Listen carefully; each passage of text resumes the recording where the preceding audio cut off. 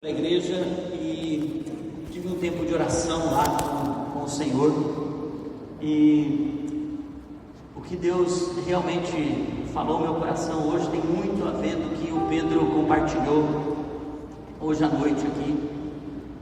Eu fui para a oração e eu confesso para vocês, até confessei para minha esposa, que ontem ela teve um tempo de jejum, ela disse: nossa, Deus falou tanto comigo, e aquela palavra pegou meu coração, porque eu senti que eu estava apenas fazendo uma disciplina espiritual já há alguns dias, meu devocional, nosso tempo de oração com a equipe pastoral, e hoje pela manhã eu fui para a presença de Deus, e eu falei: Senhor, eu estou me sentindo um pouco vazio, eu estou me sentindo um pouco no automático, e eu não gosto de ficar muito tempo nesse lugar. E ontem o meu tempo de oração foi tendo que responder algumas mensagens, algumas coisas que eram urgentes. Eu justifiquei isso inclusive para a minha própria alma. E hoje pela manhã, quando eu fui para a presença de Deus, eu peguei a minha Bíblia velha que estava na estante atrás de mim, e eu abri a Bíblia e eu falei: Senhor, fala comigo. Eu sei que é menino fazer isso, é infantil, é imaturo fazer isso, mas eu quero voltar a uma certa imaturidade, a uma infantilidade diante da Tua presença. Eu abri a Bíblia achando até que ia receber uma bronca de Deus, sabe aquele momento que está preparado assim, agora vem uma certa chinelada de Deus, e de repente eu abro em Mateus capítulo 28, o último versículo, e eu sinto o Senhor falando comigo exatamente aquilo que Ele está falando durante os últimos meses: eu vou enviar você para fazer discípulos de muitas nações. E eu sinto que é essa estação que nós estamos vivendo. E quando Pedro vem e traz essa palavra, eu sinto que existe um preço a se pagar de consagração. E a gente não está sendo enviado apenas para abrir igreja, para começar ministérios novos, ou para abrir um GC, uma célula ou um GP, né? Cada um tem o seu nome dos lugares que Deus está mandando, mas Deus está nos enviando para algo novo, seja na área de trabalho, seja nos negócios, seja numa universidade, seja de uma mudança de lugar. Deus está fazendo algo novo, mas esse lugar precisa ser trabalhado e gerado no Espírito. Eu quero compartilhar um pouco com vocês, até porque essa dança foi muito profética antes da pregação dessa noite, porque eu vou pregar um pouco do que Paulo ensinou, esse Saulo que se tornou Paulo. Mas antes eu quero só deixar disponível para você esses 3 títulos de livros que o Senhor nos deu. Esse daqui é uma jornada de devocional feito para mais, um tempo de consagração, 21 dias de consagração, de entrega, de encontrar o seu propósito, o seu destino em Deus. Esse livro, Voe Sem Asas, foi o primeiro livro que o Senhor nos deu. Foi um tempo de realmente encontrar, através da fé, um lugar de queda e restauração. É um livro muito forte, mas esse livro em especial é o que foi feito, escrito e entregue para o corpo de Cristo através de um coração que sangrou, que chorou, que suou sangue.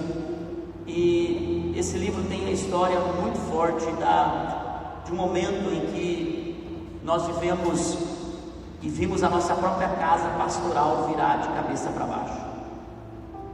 E eu recebi uma palavra do Senhor que não era para eu começar a escrever livros, mas livretos que pudessem abençoar as pessoas, que pudessem sentar e ler em 1 hora, 1h30 esse livro. Esse livro tem feito assim um impacto na família, em muitas famílias.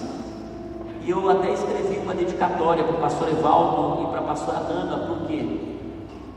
Porque eu conheci seus pastores quando eles estavam chorando em um momento muito difícil. E eu chorei com eles muitas vezes. Eu estive com eles, eu e a Naine estivemos com eles muitas vezes. E eles, na fé e na disposição de amor pelo Senhor, eles me ensinaram muita coisa. Mal eu sabia que eu iria enfrentar, 1 ano e meio depois, uma luta e uma batalha dentro da minha casa, e eles choraram com a gente. Algumas vezes a Nana e o Evaldo falaram: Márcio, fica tranquilo, Mateus é do Senhor, ele vai voltar para o Senhor.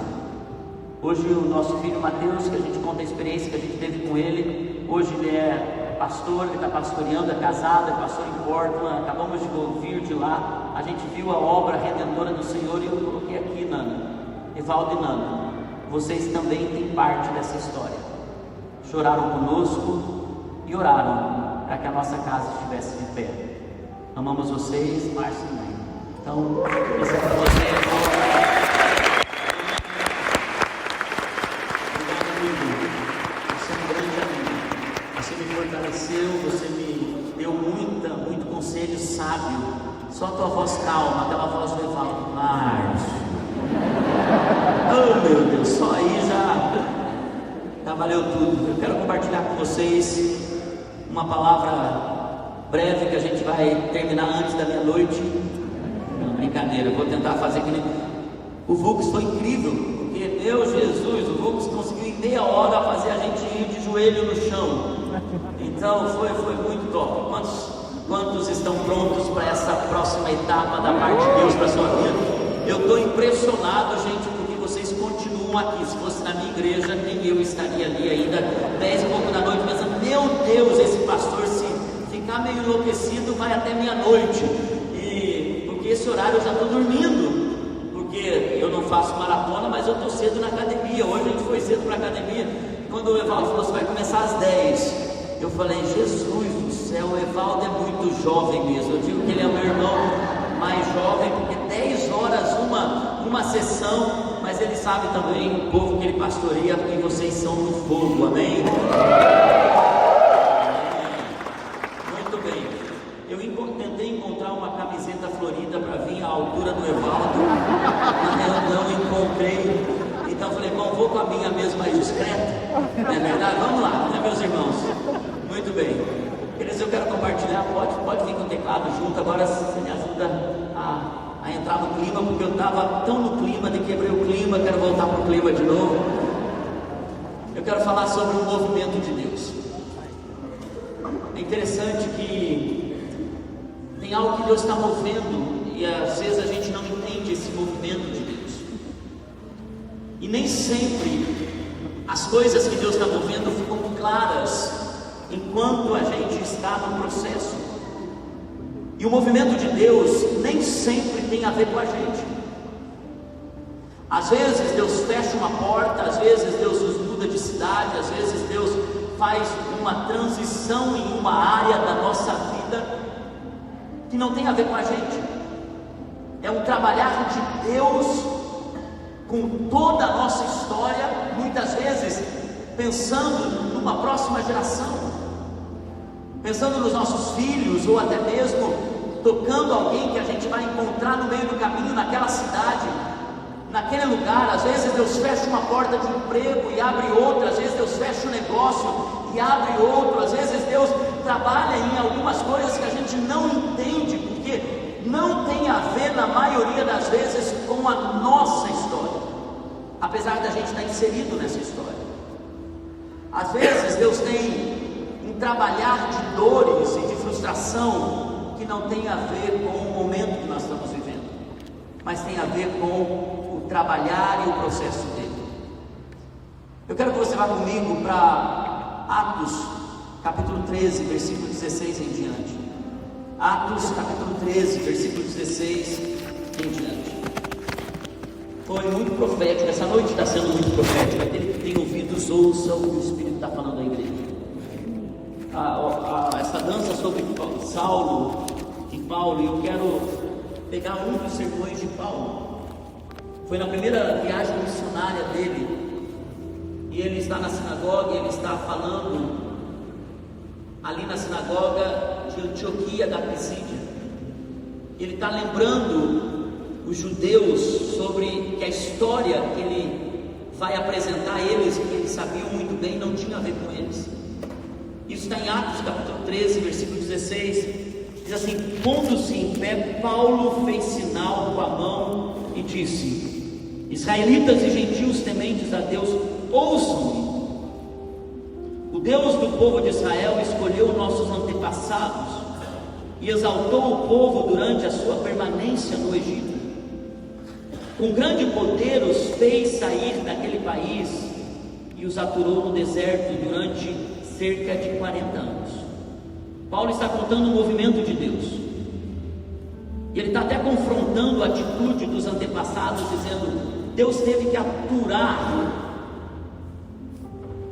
no deserto por conta das atitudes. Deus não se agradou de como eles viram o deserto, se comportaram no deserto. Isso fala muito sobre o movimento de Deus, o trabalhar de Deus em nossa vida. Será que Ele também vai dizer isso sobre nós? Eu tive que aturar você enquanto estava trabalhando em você. Você não entendeu o deserto, você não entendeu a dor, você não entendeu o processo, e eu tive que aturar você. Ao invés de você se entregar, ao invés de você se render, ao invés de você deixar que o meu espírito trabalhasse em você, eu tive que aturar você no deserto. E ele continua dizendo: Ele escolheu nossos antepassados, exaltou o povo durante a sua permanência no Egito, com grande poder os fez sair daquele país e os aturou no deserto durante cerca de 40 anos. Ele destruiu 7 nações em Canaã e deu a terra deles como herança ao seu povo. Tudo isso levou cerca de 450 anos. O apóstolo Paulo está contando o movimento de Deus. Depois disso, ele lhes deu juízes até o tempo do profeta Samuel. O movimento de Deus. Então o povo pediu um rei, e Deus lhes deu Saul, filho de Quis, da tribo de Benjamim. O movimento de Deus, que reinou 40 anos. Depois um novo movimento de Deus.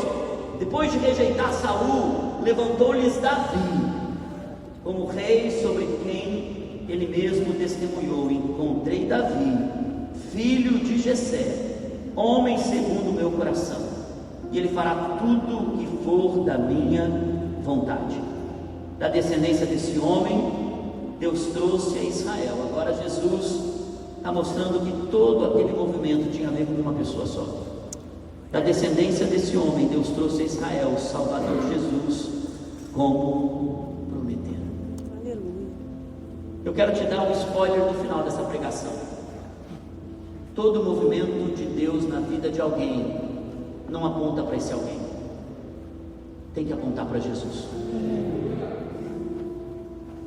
E quando a gente caminha com Ele, entende o processo com Ele, a gente se permite deixar o Espírito Santo se mover, nos guiar, e a gente então vai sendo dependente, vulnerável, a gente vai se entregando ao plano e à vontade de Deus.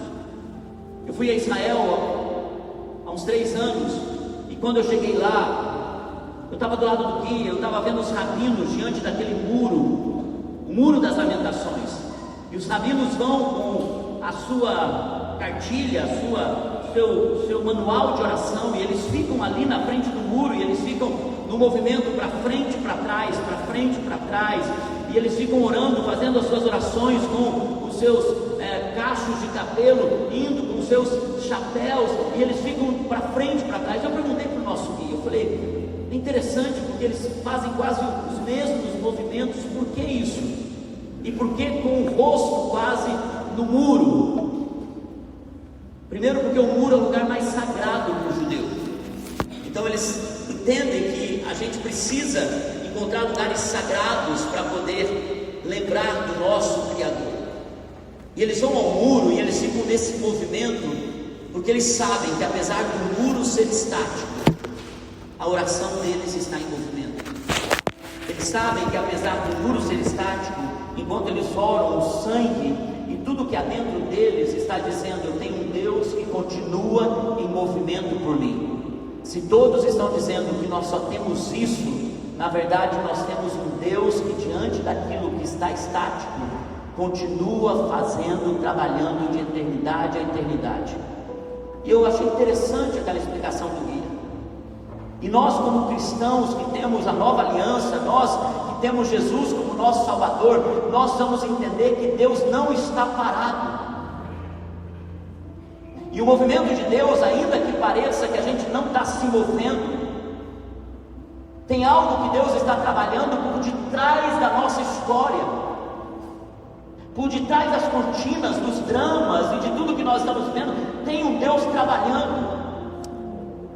Irmãos, o que é interessante nessa pregação de Paulo é que ele está chamando aquele povo e dizendo: vocês têm uma história, e a história que vocês carregam não começou com vocês, não vai parar com vocês, porque Deus tinha um plano. E ele começa então lembrando eles da onde eles saíram do Egito, andaram no deserto, Deus os aturou no deserto. Então Paulo continua pregando, dizendo, e depois de 450 anos, Deus então levanta juízes. Vocês estão entendendo que tem uma história por detrás de tudo que vocês vivem hoje? Deus levanta juízes, Deus levanta profetas, Deus levanta reis, e Deus escolhe Davi. E Paulo está construindo uma história com aquele povo, e ele chega num ponto que ele diz: então Deus encontrou Davi. Os teólogos dizem que a expressão no original desse Deus encontrou Davi é a expressão mais romântica que alguém poderia dizer. E Paulo expressa isso, ele diz: então Deus encontrou Davi, mostrando que não foi Davi que escolheu Deus, mas foi Deus que escolheu Davi. Não foi você que escolheu o Senhor, foi o Senhor que te escolheu. Ele te encontrou onde você estava e colocou você na história dele. Foi Ele que te trouxe para o lugar que você está, foi Ele que te chamou para você assentar aonde você está, Ele que deu os recursos que você tem, a família que você tem, a casa que você tem, os problemas que você tem. Você pode até ter construído, mas Deus está trabalhando até através dos problemas que você tem, porque tem algo na história que Deus pega o bom e o mal e converge tudo para a glória dele. Então ele está contando sobre esse encontro de Deus com Davi. Ele diz: Davi, filho de Jessé. E agora eu quero entrar nessa história, na história de Davi. Às vezes a gente não entende que tem coisas que estão apontando para algo. E o apóstolo Paulo está mostrando um movimento para dizer: tudo tinha apontado para Jesus, e vocês precisam entender isso. E a gente precisa voltar um pouquinho antes. Uma mulher decepcionada, frustrada, quebrada, com sua família em Belém, todos numa conversa dizendo: aqui não tem mais condições da gente prosperar, aqui não tem mais condições da gente plantar, nós vamos morrer aqui em Belém, nós vamos morrer aqui nessa cidade, nós vamos buscar novas oportunidades e nós vamos para Moabe. O nome dessa mulher, Noemi. Ela é casada e tem 2 filhos. E aquela família com muitos sonhos sai de Belém e eles tomam um caminho para Moabe. Eles se despedem dos seus amigos, dos seus parentes. Eles saem dizendo: tem uma terra que a gente vai prosperar, a gente vai imigrar para aquela terra, a gente vai construir a nossa história naquela terra. E eles se movem para Moabe. Quando eles chegam em Moabe, os filhos de Noemi se casam com 2 mulheres daquele povo. Não eram mulheres que conheciam o Deus de Israel, não eram mulheres que eram tementes a Deus, e eles casaram com 2 mulheres, cada um com uma, obviamente. Um com Ruth e outra com Orfa. O tempo vai passando. De repente ela vê um drama chegando na sua casa. Noemi, a mulher que saiu pensando que iria construir uma vida nova, uma vida incrível, agora ela tem na sua casa luto. Seu marido morre, seus 2 filhos morrem, e agora ela se vê como uma viúva cuidando de 2 viúvas. E quando ela chama Orfa e Ruth, ela diz: meninas, venham aqui, eu não tenho mais o que fazer.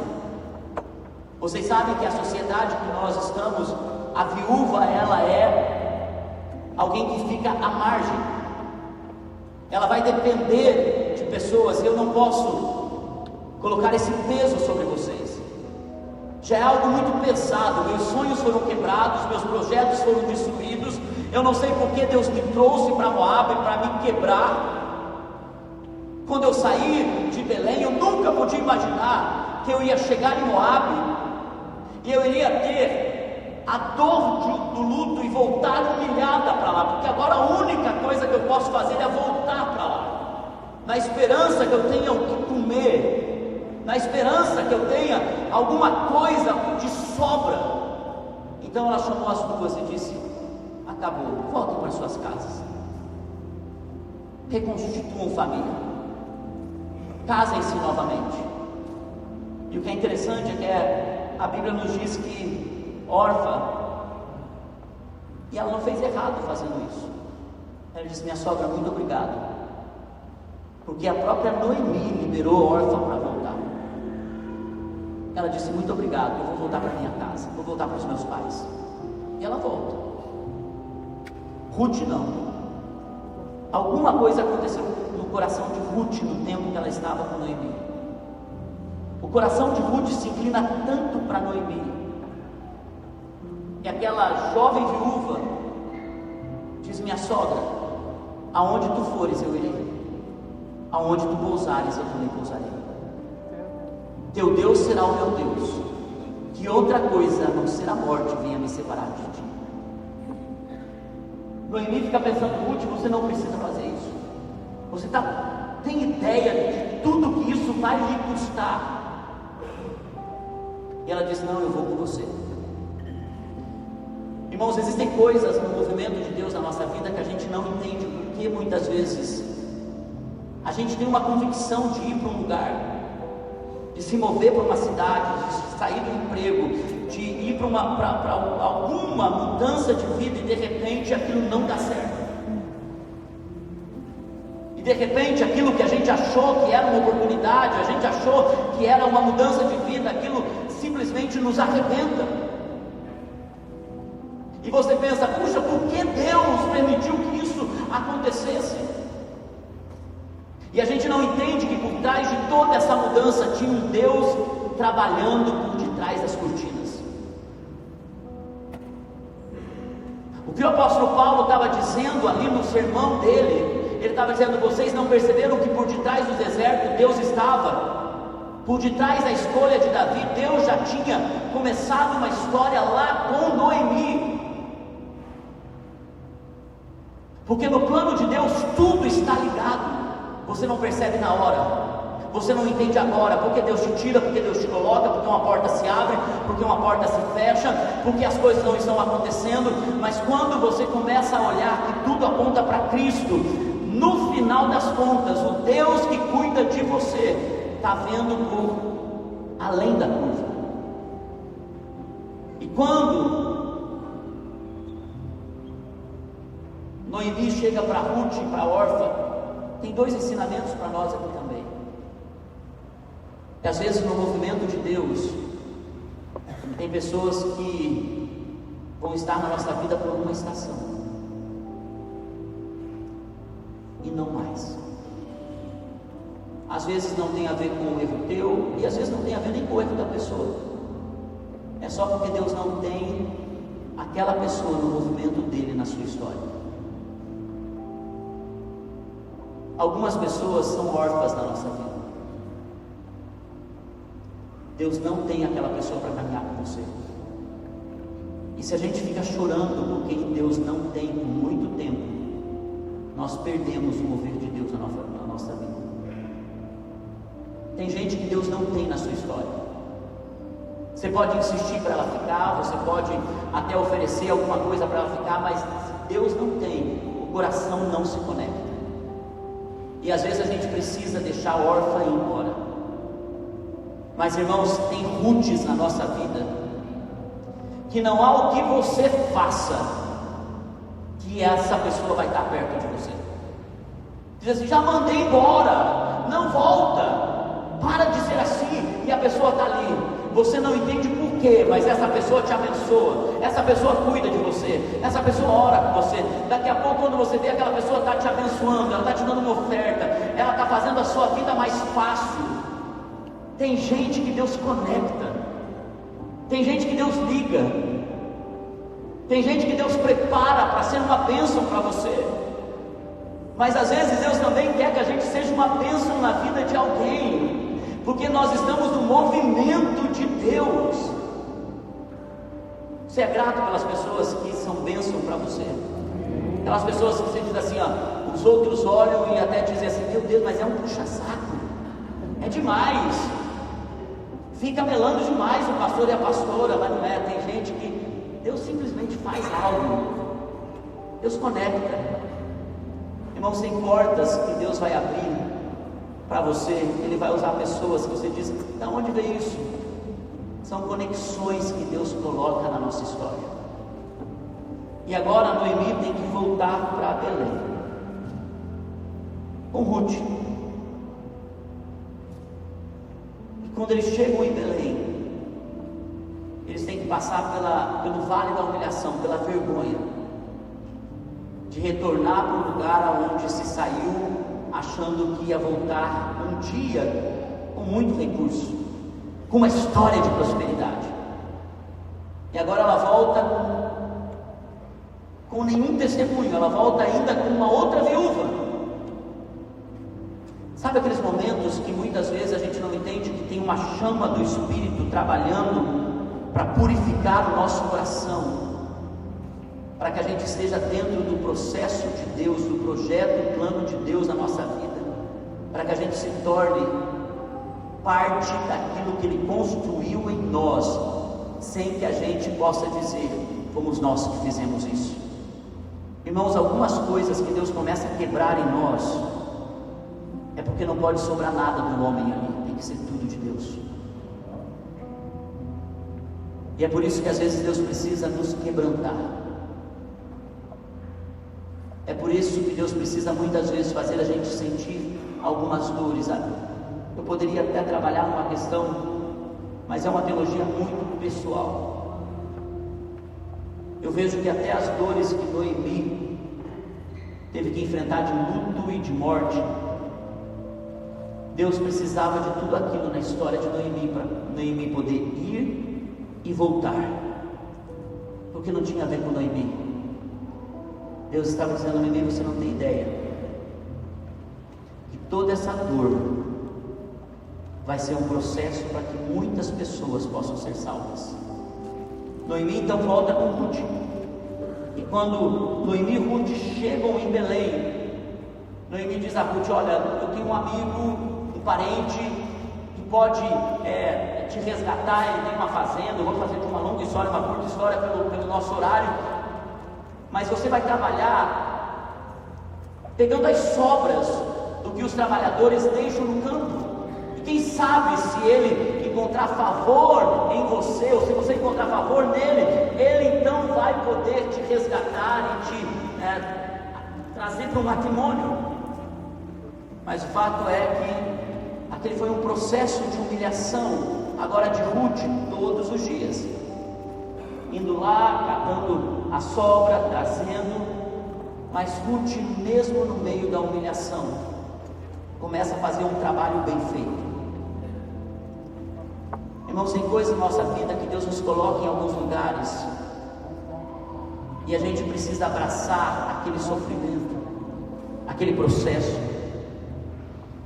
aquele trabalho difícil, aquele momento que a gente pensa assim, por que eu estou tendo que passar por isso? E a gente precisa ser excelente em tudo que a gente for fazer, porque essa também é uma etapa do movimento de Deus na nossa vida. Existem coisas que a gente não entende por que Deus nos coloca. Eu estava essa semana lá no meu grupo de crescimento, na minha casa, eu tenho um grupo de crescimento, e está vindo pessoas novas. Teve um casal que chegou há quatro meses na igreja, está se convertendo. Tem um outro que a gente convidou, ele estava no 8º andar do nosso prédio, ele veio naquele dia, essa semana, pela primeira vez no nosso GC. e lá a gente se reúne de 15 em 15 dias e a gente lê a Bíblia, 7 capítulos, e a gente compartilha então a Bíblia durante o GC. E tem sido muito rico para nós esse movimento de Deus. E nós estamos exatamente no livro de Ruth e o começo do livro de Gálatas. E esse casal que está chegando há 4 meses na igreja nunca tinham lido a Bíblia. Então a gente estava vindo do livro de Juízes, a gente chegou agora no livro de Ruth, e eles falaram: olha, meu Deus, o livro de Ruth é maravilhoso. E eles estavam compartilhando algumas coisas que Deus estava falando com eles no livro de Ruth, e eles estavam ligando coisas do livro de Ruth ao livro de Gálatas.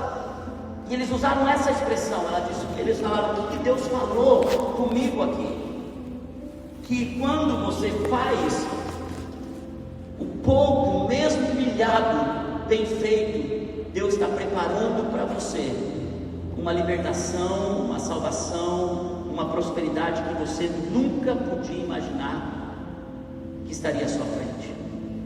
Eu tinha lido tantas vezes aquele texto, talvez podia ter pensado nisso antes, mas o que foi lindo foi ver um casal de 4 meses, então começando a caminhar na fé, ao ler a Bíblia, Deus revelar coisas para eles agirem por fé. Irmãos, tem coisa na nossa história que quando nós estamos em lugares de humilhação, como eu disse, lugares de solidão, de sofrimento, e você pensa: fui esquecido aqui, e você continua sendo fiel, excelente, pronto para fazer o teu melhor, Deus vai olhar com favor para você. A gente pode fazer o melhor quando a gente está bem, quando a gente está sendo reconhecido, mas e quando a gente está sendo esquecido?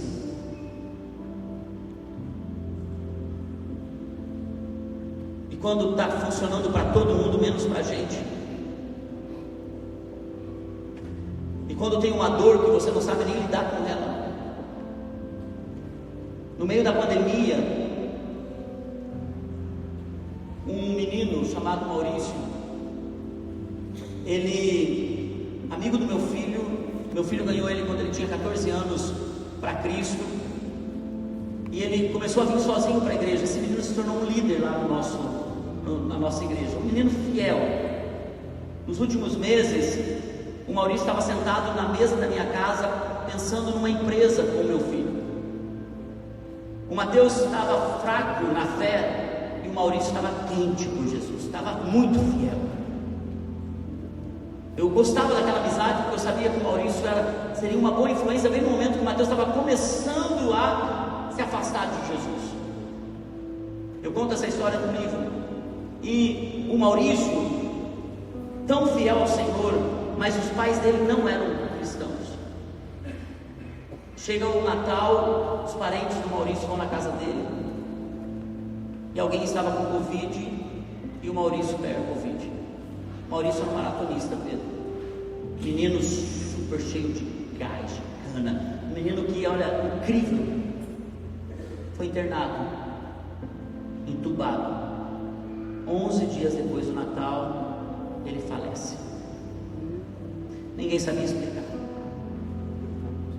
A Márcia, a mãe dele, e o Mário ligam pra gente em prantos de desespero. Por quê, pastor? Por quê? Porque eles não vinham à igreja.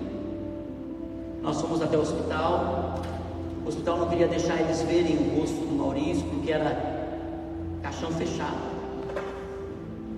Conversei com o diretor do hospital, eles liberaram a Márcia para pelo menos ver um pouquinho do rosto do Maurício. Ela voltou lá da sala chorando, disse: é ele mesmo. Eu não poderia enterrar sem saber que era ele. A gente vai para o cemitério, aquela 1h e pouco de funeral, e eu vou assinar os papéis junto com o Mário, o pai do Maurício. Eu chego lá e a moça diz assim: Senhor, o senhor é fulano de tal? Ele disse: não, mas eu sou o pai. Eu disse: Senhor, só quem pode assinar é o pai ou a mãe. Ele disse: eu sou o pai. E a moça insiste dizendo assim: não, mas não é o teu nome que está aqui. Eu já entendi o que tinha acontecido, porque eu não sabia. Eu disse: Mário, pode deixar, eu vou resolver isso, vamos lá. O Mário começa a chorar no ombro e diz assim: pastor, eu sou o pai. Eu criei esse menino desde os 4 meses de idade, eu sou o pai. O pai biológico não tinha ido nem no enterro. O Mário chora, a gente vai, uma tristeza. Eu confesso que eu me decepcionei naquele momento com Deus. Eu disse: o Senhor não está me ajudando a ser pastor, Deus. Porque se o Senhor acha que a Márcia e o Mário vão ter um encontro contigo, o Senhor levando o filho deles. Já estava difícil quando o Maurício estava orando e vivo, agora ele morto. Quando, Senhor? Oh meu Deus, eu confesso que eu voltei para casa tão frustrado. A gente acompanhou esse casal um pouquinho depois, mas uns 3 meses depois, eu comecei a ver a Márcia e o Mário, que não vinham à igreja quando o Maurício estava vivo, a sentarem na última fileira do nosso grupo. Meu Deus, mas é a Márcia e o Mário lá na última fileira. Daqui a pouco a gente começa a ver eles mais frequentes no culto. Daqui a pouco eles chamam a gente e dizem: pastor, tudo que o Maurício queria que a gente casasse, você pode fazer uma cerimônia do nosso casamento? A gente vai acertar no civil. Você pode. Fizemos a cerimônia, eles entraram, a Márcia entrou feliz, o Maurício, tinha uma foto do Maurício ali no altar, e estava feliz naquele momento, pois eles pedem para ser batizados. Eles descem as águas do batismo. A Márcia encontrou vários cadernos do Maurício, aonde ele dizia: Senhor, por favor, salva meus pais, para que um dia eles também possam estar na eternidade comigo, Senhor. A Márcia leu aquilo, ela disse: Senhor, eu quero seguir o caminho que pode me dar a oportunidade de encontrá-lo um dia. Hoje, se você vai na nossa igreja, a Márcia e o Mário estão na recepção, segurando a plaquinha, dizendo: sejam bem-vindos.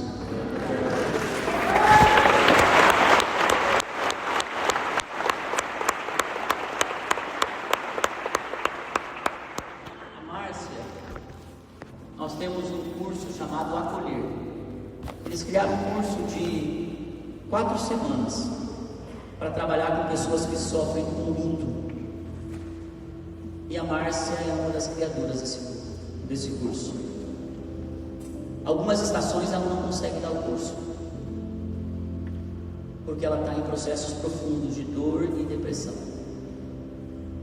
Ela se levanta, ela continua olhando para Cristo, mesmo que na história dela uma dor terrível acometeu ela.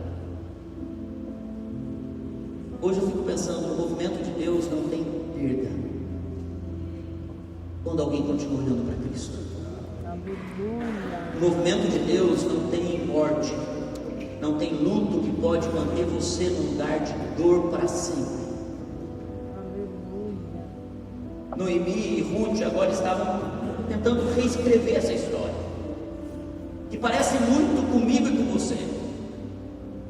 Talvez não seja uma dor, mas talvez você ainda esteja pensando: por que Deus me levou para Moabe? Por que Deus me levou para aquela cidade? Por que Deus me fez passar por isso? E agora você está num lugar de humilhação,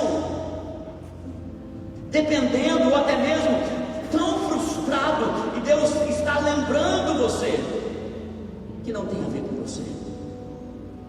Então agora Ruth está ali esperando, talvez, o dono da fazenda, Boaz, olhar para ela, e de fato isso acontece. Um dia Boaz está ali, olha para ela, resgata ela, e ali é uma tipificação de Cristo, que também nos resgata e nos coloca no seu propósito de um dia para a noite. O que acontece é que Ruth se torna de pessoa humilhada a dona da fazenda.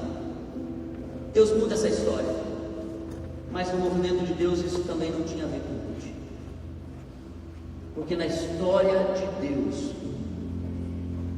Deus tira Ruth de Moabe para dizer: sabe o que eu faço? Eu não preciso seguir um padrão para poder construir a história de alguém. E Deus pega uma gentia, uma mulher de outra nação, que não acreditava no Deus de Israel, para colocar na genealogia de Davi, porque Ruth se torna a bisavó de Davi. Irmãos, tem coisas na nossa vida e Deus muitas vezes usa as pessoas que nem são da nossa fé para abrir uma porta para nós, para nos abençoar, e Deus coloca essa pessoa na história de Deus para nós. E muitas vezes o que Deus faz no movimento dele para a nossa vida, e é por isso que o nosso coração precisa estar em chamas o tempo todo, porque senão a gente perde o movimento de Deus e a gente despreza o movimento de Deus. E muitas vezes a gente também pode se ofender com o movimento de Deus. Não, Deus não pode usar tal pessoa para construir uma história. Deus pega uma moabita e coloca na genealogia de Davi, mas mais do que na genealogia de Davi, Deus coloca uma moabita na genealogia de Jesus, porque toda aquela história de dor, de perda, de humilhação na fazenda, de resgate, de restauração, não é pensando em Davi, é apontando para Jesus. E é isso que o apóstolo Paulo está dizendo. Ele disse: se vocês entenderem que tudo na história de vocês, as dores, os processos, os tempos, os fracassos, tudo está apontando para algo, está apontando para Jesus. Irmãos, isso se torna realmente algo profundo e verdadeiro, porque se a gente entende o movimento de Deus, a gente sabe confiar que Ele não está ali apenas para nos amassar, mas Ele está ali para tirar óleo daquele processo. Ele não está apenas ali para nos esmagar em alguns momentos, mas é porque tem óleo que precisa sair daquele processo.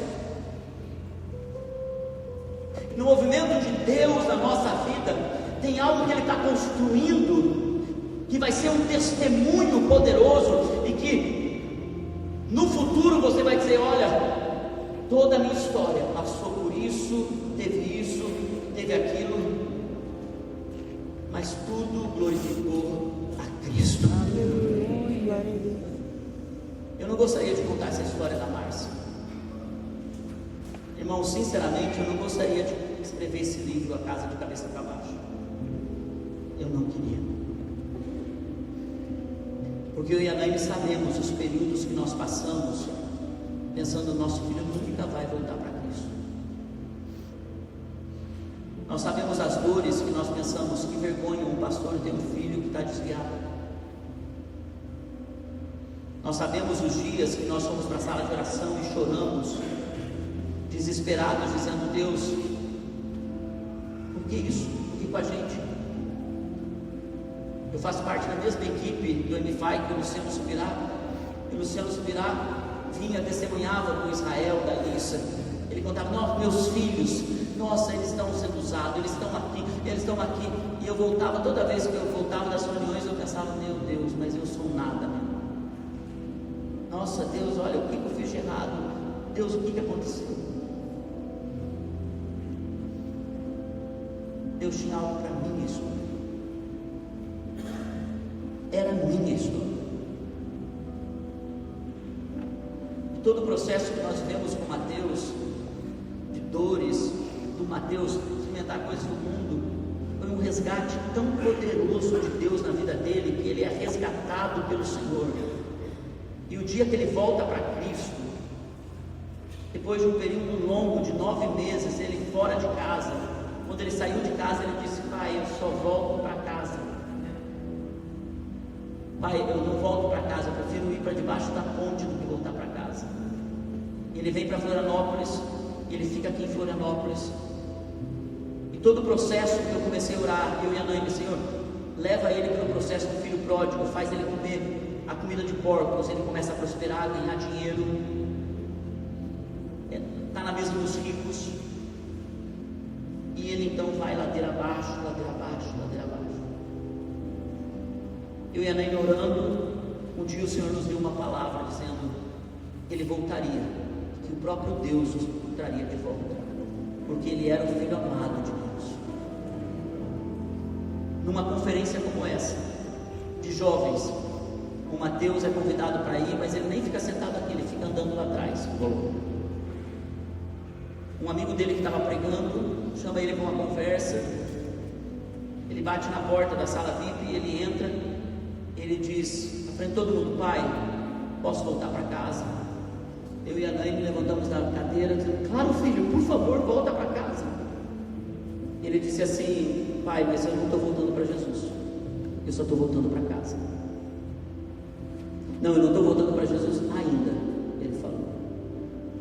E realmente ele volta só para casa. Eu levanto bem cedo no domingo, nós temos 3 reuniões. Levanto bem cedo para orar.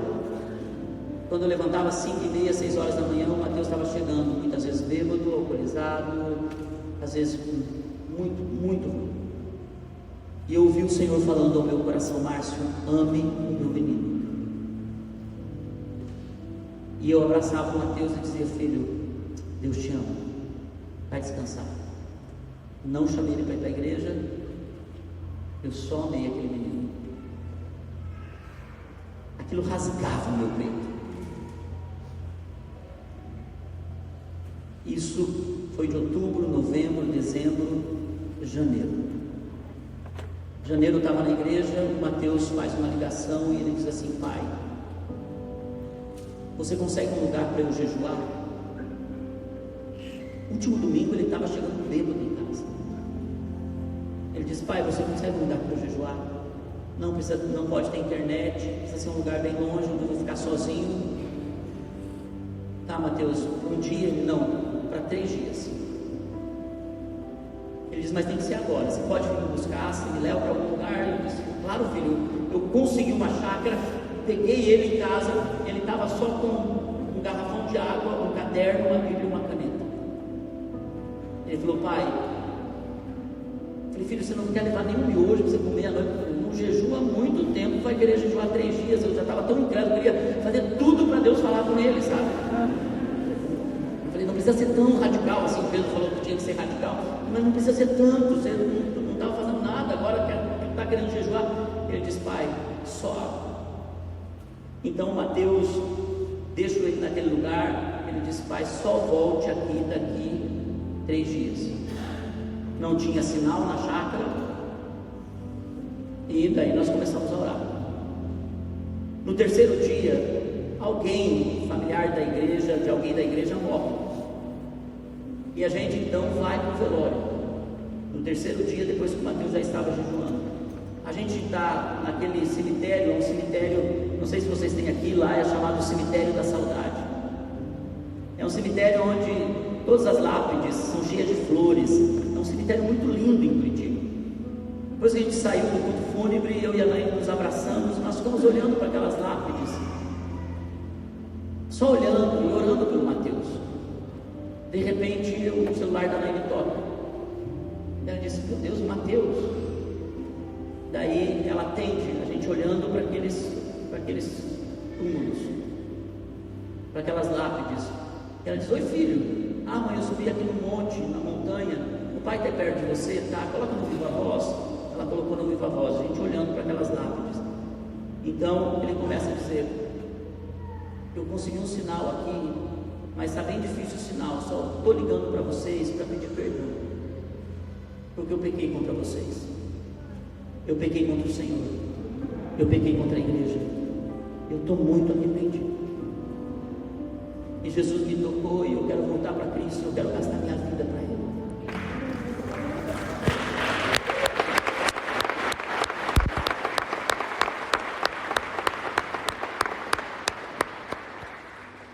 Naquele momento, a Naime começou a ouvir uma canção: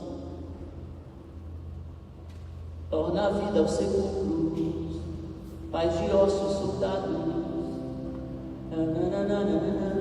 só o Senhor pode fazer. E a gente lembrou que essa música sustentou a gente nos momentos que a gente não entendia o movimento de Deus. Porque no movimento que Deus tinha para a nossa história, de dores, de nos levar, nos tirar, fechar a porta, não fazer do nosso jeito, Ele estava construindo algo que não tinha a ver com a gente. Sabe, irmãos, tem coisas que na verdade Deus precisa trabalhar em nós para que a gente saia de cena, para deixar que Ele faça o que Ele tem que fazer. Mateus volta para Jesus. Ele se torna radical. Ele se torna tão radical. Eu nunca mais precisei dizer: Mateus, você precisa orar, você precisa ler a Bíblia, você precisa jejuar, você precisa ir para a igreja. Ele se torna radical. E ele entrega toda a sua vida para Jesus a partir de então. Deus prepara depois um casamento para ele. E eles sentem um chamado de pastorear num dos lugares mais difíceis dos Estados Unidos, chamado Portland. Portland é a cidade mais liberal dos Estados Unidos. Eles têm um ditado que diz assim: deixe Portland ser diferente, continuar sendo diferente. Você chega em Portland, eles têm uma lei que eles podem usar qualquer tipo de substância em lugar público, inclusive McDonald's. Vocês podem consumir uma quantidade de cocaína, de anfetamina em lugar público. E o Mateus é chamado para esse lugar, o lugar que ele tinha mais fragilidade, é o lugar aonde Deus quer que ele restaure outras pessoas. Ele é pastor de adolescentes lá. Ele tem feito um trabalho tão lindo com adolescentes lá.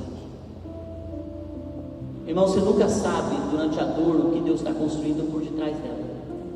Deus pode estar construindo um curso para curar pessoas através de uma mãe que perdeu um filho, se ela olha para Jesus.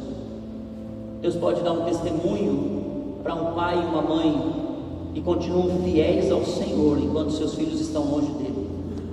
Deus pode estar criando riqueza enquanto você está passando pelo vale da humilhação, até que o favor do Senhor te encontre, se você está na história de Deus para a sua vida. E tudo isso o apóstolo Paulo está pregando para dizer assim: se vocês entenderem que a história de vocês não teve a ver com seus avós, seus bisavós, com seus antepassados, nem com as dores e alegrias, tudo estava apontando para um só, para o Filho de Deus.